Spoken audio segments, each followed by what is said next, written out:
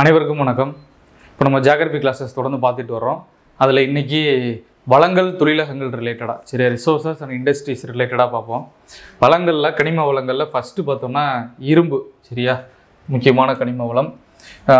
அதில் பாருங்கள், இப்போ இரும்பை பொறுத்தவரை இரும்போட தாதுக்கள் இந்த மேக்னடைட்டு ஹேமடைட் இது ரெண்டும் முக்கியமான இரும்போட தாதுக்கள். இதில் இரும்போட அளவு அதிகமாக இருக்கிற தாது அப்படின்னா இந்த மேக்னடைட். இதில் தான் இரும்போட அளவு அதிகமாக இருக்கிறது சரியா. அடுத்து இந்தியாவில் இந்த தாதுக்கள்லேயே இந்தியாவில் அதிகமாக காணப்படுறது ஹேமடைட் சரியா. இதில் இந்தியாவில் இரும்பு தாது இந்தியாவில் அதிகமாக காணப்படுற மாநிலம் ஜார்க்கண்ட். அதே மாதிரி உலக அளவில் அதிகமாக காணப்படுற மாநிலம் ஆஸ்திரேலியா. இந்த கனிம வளங்களை பொறுத்தவரை இந்தியாவில் எது ஃபஸ்ட்டு, உலக அளவில் எது ஃபஸ்ட்டு சரியா. வேறு அது அந்த கனிமங்கள் ரிலேட்டடாக ஏதாவது ஸ்டாட்டிக் பாயிண்ட் இருந்ததுன்னா அதை மட்டும் பார்த்துக்கிட்டால் போதும், மற்றபடி ரொம்ப டீப்பாக போக தேவையில்லை சரியா. ரைட். அதே மாதிரி இரும்பு ரிலேட்டடாக தொழில் எந்த மாதிரி இண்டஸ்ட்ரீஸ் இந்தியாவில் இருக்குது அப்படின்றதையும் அப்படியே பார்த்துருவோம். இப்போ ஃபஸ்ட்டு பாருங்கள், இந்தியாவில் முதன்னு தொடங்கப்பட்ட இரும்பு எஃகு ஆலை அப்படின்றது 1907 ஜார்க்கண்ட் மாநிலத்தில் ஜாம்ஷெட்பூரில் முதன்னு தொடங்கியிருப்பாங்க. இப்போ ஜார்க்கண்ட்டு முன்னால் பீகார் சரியா. ஜாம்ஷெட்பூரில் முதன்னு தொடங்கியிருப்பாங்க. TISCO Tata iron and steel corporation சொல்லுவாங்க. ஜாம்ஷெட்பூர் TISCO டிஸ்கோ சரியா.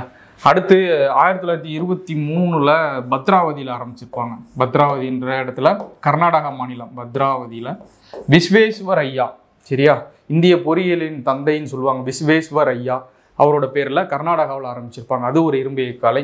அதுக்கப்புறம் பார்த்தா வரிசையாக ஒவ்வொரு மாநிலங்களில் தொடங்கி இருந்திருப்பாங்க. ரூர்கேலானா ஒடிசா. அடுத்து துர்காப்பூர் வெஸ்ட் பெங்கால் மேற்கு வங்காளத்தில் தொடங்கியிருப்பாங்க. பொக்காரோ இரும்பு எஃகு ஆலை இது ஜார்க்கண்டு. அடுத்து பிலாய் சத்தீஸ்கர் மாநிலம் சரியா. இது எல்லாம் இந்தியாவில் இருக்கிற முக்கியமான இரும்பு எஃகு ஆலைகள். இதில் தமிழ்நாட்டில் பார்த்தோம்னா நம்ம சேலத்தில் இருக்கோம். 1982 சேலத்தில் தொடங்கியிருப்பாங்க இரும்பு எஃகு ஆலை சரியா. இப்போ தமிழ்நாட்டில் கனிம வளங்கள் அதிகமாக கிடைக்கிற ஒரு மாநிலம்.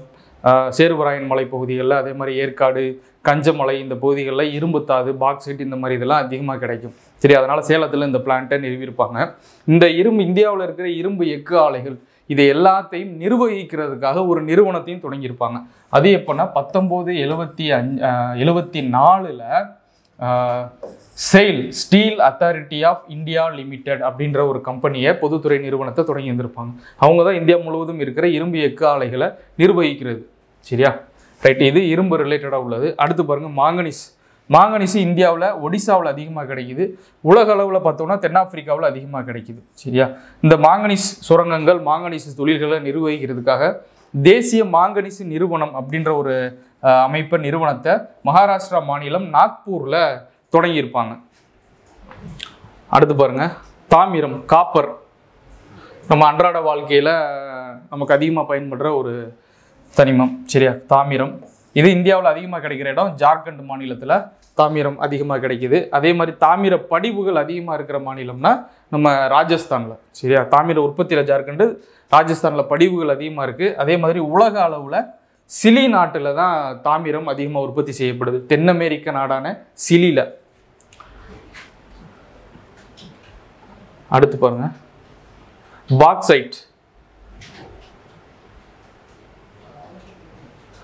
பாக்சைட் அலுமினியத்தோட தாதுன்னு சொல்லுவாங்க. பாக்சைட் இது இந்தியாவில் ஒடிசா மாநிலத்தில் அதிகமாக கிடைக்கும். அதே மாதிரி உலக அளவில் பார்த்தோம்னா ஆஸ்திரேலியா சரியா முதன்மை உற்பத்தியாளராக இருக்கிறாங்க. இந்த பாக்சைட் சுரங்கங்கள், தயாரிப்பு நிறுவனங்கள் இது எல்லாத்தையும் ஒருங்கிணைக்கிறதுக்காக தேசிய அலுமினிய நிறுவனம்னு சொல்லி நல்கோவை தொடங்கியிருப்பாங்க. இது ஒடிசா மாநிலத்தில் தான் இருக்குது சரியா. ரைட். அடுத்து பாருங்கள், மைக்கா ஒரு முக்கியமான அலோகம் சார்ந்த ஒரு கனிமம். இதை பார்த்தோம் அப்படின்னா ஆந்திராவில் அதிகமாக உற்பத்தி செய்யப்படுது. உலக அளவுலனா சீனா சரியா. மைக்காவை பொறுத்தவரை மின் கடத்தாத ஒரு பொருள், அதனால் மின் கம்பங்களில் இருக்கும். மின் காப்பானா இன்சுலேட்டராக இதை பயன்படுத்துவாங்க. அதே மாதிரி அழகு சாதன பொருட்கள் தயாரிக்கிறதுக்கு மைக்காவை பயன்படுத்துவாங்க சரியா. அடுத்து பாருங்கள், தங்கம் இந்தியாவில் கர்நாடகாவில் அதிகமாக கிடைக்கிது. அதே மாதிரி உலக அளவில் தங்க உற்பத்தியில் முதன்மை நாடாக இருக்கிறது சைனா. அடுத்து வெள்ளி உற்பத்தியில் உலக அளவில் மெக்சிகோ பிளாட்டினத்தில் இதான் லாஸ்ட் போன எஸ்ஏலே அதுக்கு முந்தின எஸ்ஏலே கேட்ட ஒரு கொஷின். பிளாட்டினம் உற்பத்தியில் முதன்மை நாடு எது அப்படின்னு சொல்லிட்டு தென்னாப்பிரிக்கா. சரியா, ரைட். அதே மாதிரி வைரத்தை பார்த்தீங்கன்னா ஆப்பிரிக்காவில் தான் வைரமும் அதிகமாக கிடைக்கும். ஆனால் வைரம் பட்டை தீட்டப்படுறதுல உலக அளவில் இந்தியா தான் முதன்மை இடத்துல இருக்குது. வைரம் பட்டை தீட்டப்படுறதுக்கு முன்னால் வரைக்கும் அது ஒரு சாதாரண கரி தான், கிராஃபைட். சரியா, ஆனால் அது பட்டை தீட்டப்பட்டு பளபளப்பானதுக்கு அப்புறமா தான் அதோட மதிப்புக்கு அது வரும். சரியா, அதனால் உலக அளவில் வைரம் பட்டை தீட்டப்படுற தொழில் அதிகமாக இருக்கிறது இந்தியாவில் தான். அதுவும் டைமண்ட் சிட்டி அப்படின்னு சொல்லப்படுற சூரத் நகரம். சரியா, குஜராத் மாநிலம் சூரத். அடுத்து பாருங்கள், நிலக்கரி புதைப்படிமங்கள். சரியா, நிலக்கரி உற்பத்தியில் இந்தியாவில் முதன்மை மாநிலமாக இருக்கிறது ஜார்க்கண்ட். அதே மாதிரி உலக அளவில் பார்த்தோம்னா சீனா. தேசிய நிலக்கரி நிறுவனம் சொல்லிட்டு கொல்கத்தாவில் இருக்குது, மேற்கு வங்க மாநிலம் கொல்கத்தாவில் இருக்குது தேசிய நிலக்கரி நிறுவனம், கோல் இந்தியா அப்படின்னு சொல்லுவாங்க. அதே மாதிரி நிலக்கரியிலேயே உயர் வகை அதிகமான கார்பன் அளவு கொண்ட உயர்ந்த தரமான நிலக்கரி அப்படின்னா ஆந்திரசைட் சொல்லுவாங்க. ஆந்திரசைட் இதெல்லாம் படிச்சுருப்போம். சரி, அது மாதிரி தரம் குறைவான நிலக்கரினா பீட் நிலக்கரினா மரக்கரின்னு சொல்லுவாங்க அதை. சரியா, இப்போ நம்ம தமிழ்நாட்டில் பார்த்தோம்னா நெய்வேலி பகுதியில் லிக்னைட் கிடைக்குது, பழுப்பு நிலக்கரி. அதே மாதிரி அந்த தெர்மல் பவர் பிளான்ட்ஸ், அனல் மின் நிலையங்கள், என்டிபிசின்னு ஒரு நிறுவனத்தை தொடங்கியிருப்பாங்க 1975. இந்தியாவில் இருக்கிற அனல் மின் நிலையங்கள் எல்லாத்தையும் நிர்வகிக்கிறதுக்காக தேசிய தெர்மல் அனல் மின் நிறுவனம் அப்படின்னு சொல்லுவாங்க, நேஷனல் தெர்மல் பவர் கார்பரேஷன் அப்படின்றது. சரியா, ரைட். அடுத்து பாருங்க,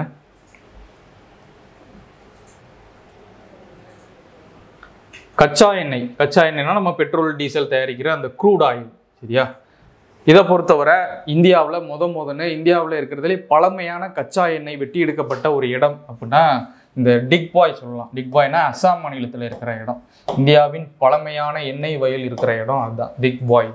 சரியா, அதே மாதிரி இப்போதைக்கு இந்தியாவிலேயே மிகப்பெரிய அதிகமாக எண்ணெய் எடுக்கிற கச்சா எண்ணெய் எடுக்கப்படுற ஒரு இடம் மும்பை ஹை, பாம்பே ஹை அப்படின்னு சொல்லுவாங்க. பாம்பேல இருந்த அரபிக்கடல் பகுதி. சரியா, அந்த கடல் பகுதியில் தான் அதிகமான எண்ணெய் எடுக்கிறாங்க.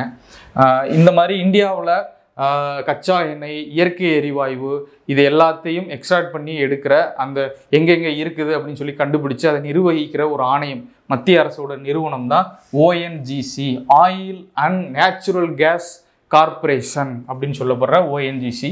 இவங்களோட தலைமையிடமும் டேராடூனில் தான் இருக்கும். சரியா, ரைட். அடுத்து பாருங்கள், உலக அளவில் கச்சா எண்ணெய் உற்பத்தியில் முதன்மை உற்பத்தியாளராக இருக்கிற நாடு சவுதி அரேபியா. சரி, இது மாறிக்கிட்டே இருக்கும். இப்போ ரீசெண்டாக ரஷ்யா உக்ரைன் போர் ஆரம்பித்ததுக்கப்புறம் இந்தியா சைனா எல்லாம் ரஷ்யாக்கிட்ட இருந்து அதிகமாக வாங்க ஆரம்பித்தாங்க. அதனால் கொஞ்ச காலம் ரஷ்யா ஃபஸ்ட்டில் இருந்தாங்க. சரி, இது மாறிக்கிட்டே இருக்கும். ஆனால் பொதுவாக நமக்கு ஸ்கூல் புக் டேட்டா படி சவுதி அரேபியா ஃபஸ்ட்டில் இருப்பாங்க, ரெண்டாவது ரஷ்யா இருப்பாங்க. முதல்ல கச்சா எண்ணெய் கண்டுபிடிக்கப்பட்ட இடம்னா யூஎஸ், அமெரிக்காவில் சொல்லுவாங்க. சரியா, ரைட். அடுத்து பாருங்கள், ஒபெக் அப்படின்ற ஒரு நிறுவனம், organisation of petroleum exporting countries அப்படின்னு சொல்லுவாங்க. பெட்ரோலிய ஏற்றுமதி நாடுகளின் அமைப்பு அப்படின்னு சொல்லிட்டு 1960 தொடங்கியிருப்பாங்க.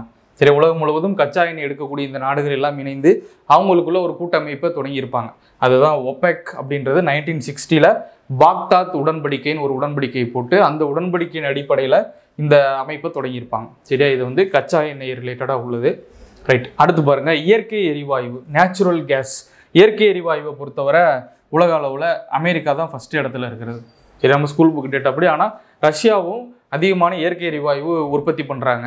இன்றைக்கி ஐரோப்பா, ரஷ்யா உக்ரைன் போர் நடந்தாலுமே ரஷ்யாவிலேருந்து இன்னமும் இயற்கை எரிவாயு ஐரோப்பிய நாடுகளுக்கெல்லாம் போயிட்டு தான் இருக்குது. சரியா, ஏன்னா இங்கேருந்து போகிற இயற்கை எரிவாயு வச்சு தான் அங்கே கரண்ட்டு, கேஸ் இது எல்லாத்துக்குமே பயன்படுத்திக்கிறாங்க.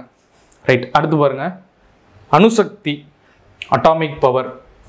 அணுசக்தியை பொறுத்தவரை அதில் ஒரு முதன்மை தனிமமாக ரா மெட்டீரியலாக பயன்படுத்தப்படுறது யுரேனியம்.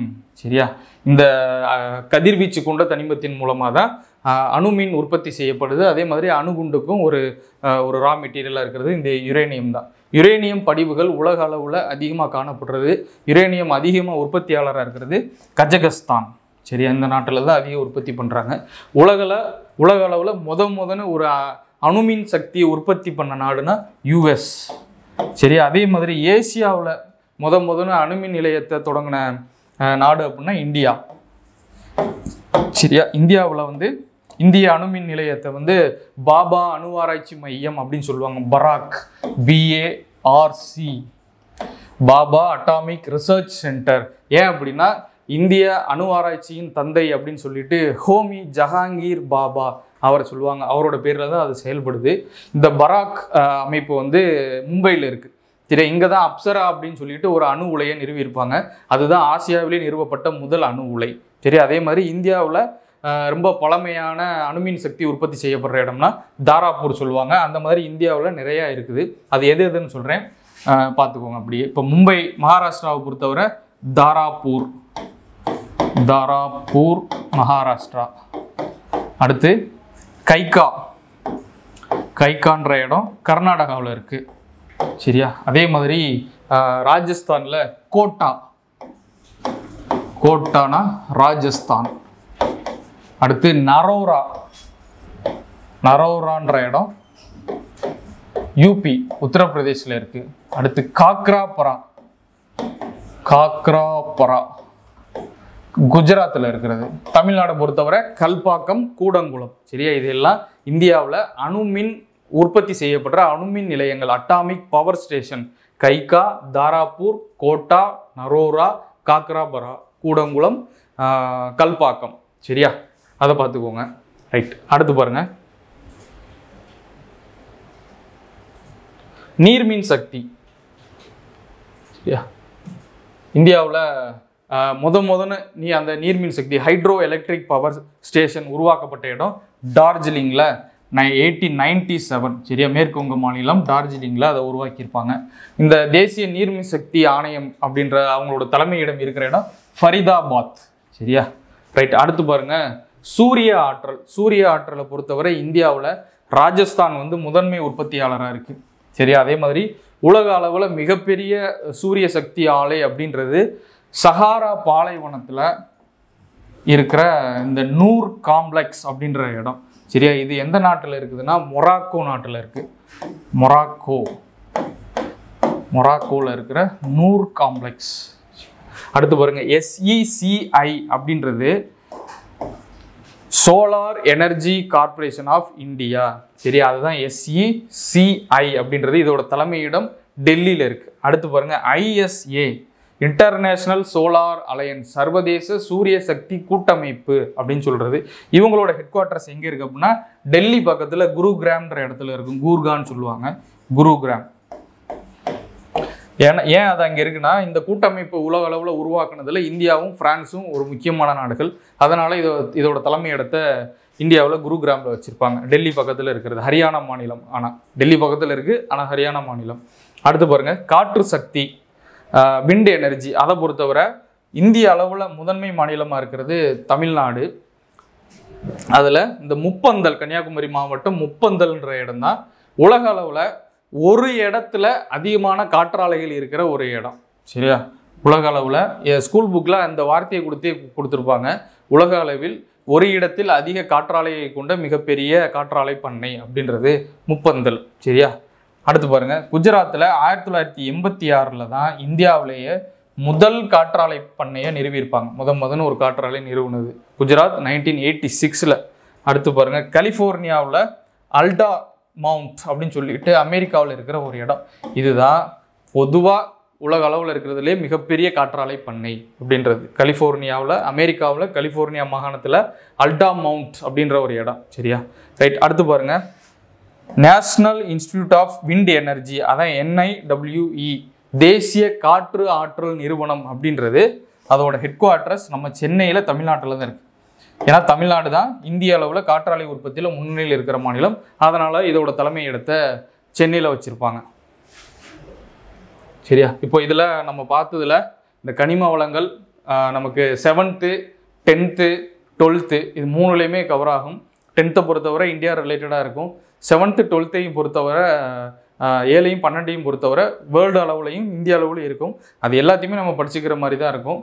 முதன்மையான உற்பத்தியாளர் யார், இந்தியா எத்தனாவது இடத்துல இருக்குது, இந்தியாவில் எந்த மாநிலம் இருக்குது, உலக அளவில் எந்த நாடு ஃபஸ்ட்டு, அது ரிலேட்டடாக ஏதாவது ஹெட் குவார்ட்டர்ஸ் இருக்குதுன்னா அது எந்த மாநிலத்தில் இருக்குது, அதே மாதிரி அது ரிலேட்டடாக ஏதாவது இண்டஸ்ட்ரீஸ் இருக்குதுன்னா இப்போ நம்ம அயர்ன் அண்ட் ஸ்டீல் கார்பரேஷன் அதெல்லாம் பார்த்தோம்னா அது, அதே மாதிரி அட்டாமிக் பவர் ஸ்டேஷன் பார்த்தோம், இந்த மாதிரி இண்டஸ்ட்ரீஸ் இருந்துச்சுன்னா அது, இதை மட்டும் நம்ம இப்போ நம்ம கிளாஸ் எடுத்துருக்கிற டேட்டா படி பார்த்துக்கிட்டோம்னா போதும். நன்றி, வணக்கம்.